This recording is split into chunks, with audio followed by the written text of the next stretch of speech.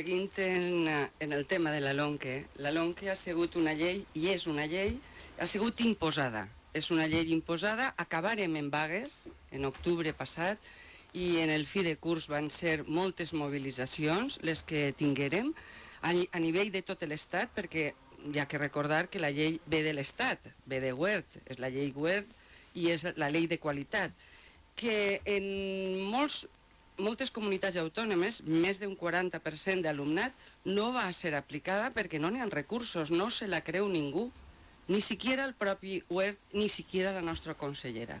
De fet, en juny li va dimitir tot l'equip directiu que treballava amb ella.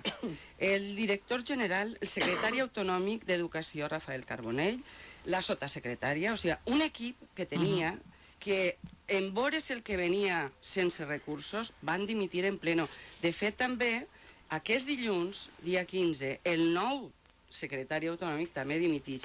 Per tant, no s'ho creuen ni ells, este tipus de llei que han llançat, que és la setena, i jo voldria remarcar això, la setena llei educativa que portem des que tenim democràcia. On s'ha vist, en quin país modern s'ha vist que una llei educativa que tindria que ser d'alguna manera d'estat, on els principis estigueren marcats des de primera hora i no cada conjunturalment, segons el govern que ve, canvia les normatives, això deu de ser una expectativa de futur. L'educació és futur.